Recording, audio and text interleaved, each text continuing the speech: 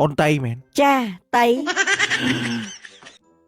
ហើយចូលជុំវិញមិនក៏ស្អាតម៉ែ ខ្ញុំតែប៉ុណ្្នឹងយប់មិញមានភ្លើងលើកថែមអញ្ចឹងបានខ្ចី អាសូនអានេះសេរីតែជើបទេអីសេរីអញវិញសេរីអញក្មេងនឹងឆ្ងាយហ៎ ខ្ញុំឆ្ងល់យប់មិញមិនបានមករើខ្ញុំ ហើយចូលខ្ញុំធ្វើមិនដឹងបើមេការនាំមកខ្ញុំមិនយក យប់មិញវាអស់ពីស្តុកហើយខ្ញុំអ្នកខាងអនាម័យទេមេការផាត់មុខចេញភ្ញៀវហើយការងារនៅក្តីសម័យខ្ញុំមិនទៅ អូអាសូនហើយប៉ះបាតឃ្លាំងហ្នឹងអានេះគេមិនហៅថារបស់ពិតទេគេហៅទៅជូសុត អីទៅជួមិនក្បាលគៀបចា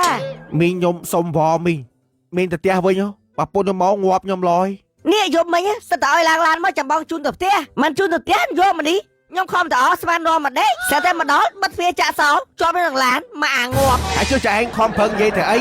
កូនខ្ញុំលឺទៅប្រាប់ម៉ែវាងាប់ខ្ញុំឡយ ចាំមើលខ្ញុំប្រាប់ម៉ែថាអញនាំស្រីមកទី ហើយចុះកូនឯងទៅប្រាប់ម៉ែកូនឯងងាប់អូអូពុំរកវិធីលាក់កុំឲ្យម៉ែឲ្យដឹងនេះ ហើយទៅជួយនឹងទៅវិញដល់មកភ្ញៀវមកឡើយ ឥឡូវដឹកទៅមកកើតអូទៅជួបតាមផ្លូវប្រពន្ធខ្ញុំឃើញវាយងាប់ឡហ្នឹងឥឡូវអូនជួយរកវិធីតិចមកហើយហែងសបាយខុសរឿងឥឡូវអញធ្វើមិននេះឥឡូវមិនទៅឲ្យខ្ញុំជើបដឹកទៅឲ្យលុយគាត់ទៅអេអញមិនទៅអញមិនរត់ទៅដូវទេចលោមឲ្យ 50000 តាអញ្ចឹងឡើងមកម្នាងកុំមកគេអញប្រពន្ធអញឃើញអញងាប់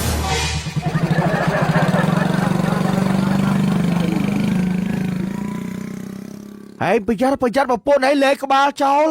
បានកូនគេណាធូធាស្មាក់ស្រឡាញ់ហើយធ្វើចរិតអញ្ចឹងគេឡារ៉ាជីនឹងម៉ែគេតែងឲ្យខ្ញុំខ្វល់លេងសៃលេងសៃណាហើយប្រយ័ត្នលេងជ្រុលអាឡូមេខ្ញុំសូមរាយការណ៍ឲ្យភូផ្លោកបៀបីចំណុចធំឆក់ត្រីលេងលបែងពើហឹកសាអត់បៀទេ